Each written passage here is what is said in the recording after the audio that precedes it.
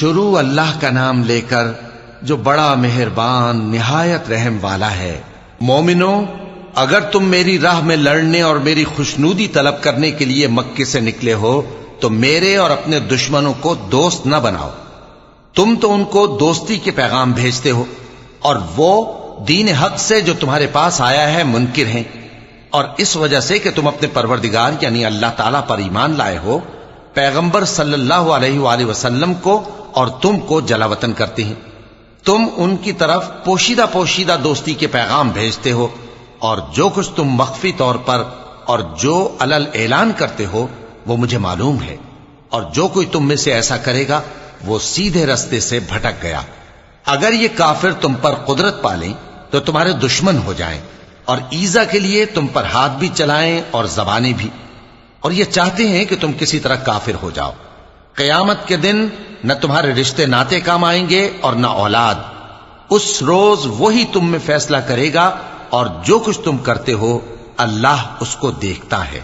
مسلمانوں، تمہیں ابراہیم اور ان کے رفقا کی نیک سیرت کو اپنانا ضروری ہے۔ جب انہوں نے اپنی قوم کے لوگوں سے کہا کہ ہم تم سے اور ان بتوں سے جن کو تم اللہ کے سوا پوجتے ہو بے تعلق ہیں، ہم تمہارے معبودوں کے کبھی قائل نہیں ہو سکتے، اور جب تک تم ایک اللہ پر ایمان نہ لاؤ ہم میں تم میں ہمیشہ کھلم کھلا عداوت اور دشمنی رہے گی۔ ہاں، ابراہیم نے اپنے باپ سے یہ ضرور کہا تھا کہ میں آپ کے لیے مغفرت مانگوں گا، اور میں اللہ کے سامنے آپ کے بارے میں کسی چیز کا کچھ اختیار نہیں رکھتا۔ اے ہمارے پروردگار، تجھی پر ہمارا بھروسہ ہے، اور تیری ہی طرف ہم رجوع کرتے ہیں، اور تیرے ہی حضور میں ہمیں لوٹ کر آنا ہے۔ اے ہمارے پروردگار، ہم کو کافروں کے ذریعے فتنے میں نہ ڈالنا، اور اے ہمارے پروردگار ہمیں معاف فرما، بے شک تو غالب ہے، حکمت والا ہے۔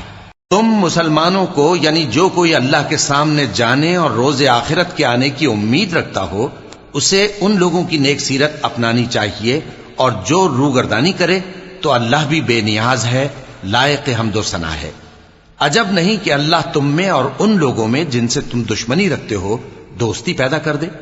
اور اللہ قادر ہے، اور اللہ بخشنے والا ہے، مہربان ہے۔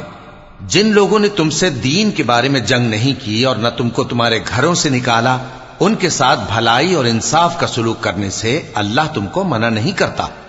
اللہ تو انصاف کرنے والوں کو دوست رکھتا ہے۔ اللہ انہی لوگوں کے ساتھ تم کو دوستی کرنے سے منع کرتا ہے جنہوں نے تم سے دین کے بارے میں لڑائی کی اور تم کو تمہارے گھروں سے نکالا اور تمہارے نکالنے میں اوروں کی مدد کی۔ تو جو لوگ ایسوں سے دوستی کریں گے وہی ظالم ہیں۔ مومنوں، جب تمہارے پاس مومن عورتیں وطن چھوڑ کر آئیں تو ان کی آزمائش کر لو، اور اللہ تو ان کے ایمان کو خوب جانتا ہے۔ سو اگر تم کو معلوم ہو کہ وہ مومن ہیں تو ان کو کفار کے پاس واپس نہ بھیجو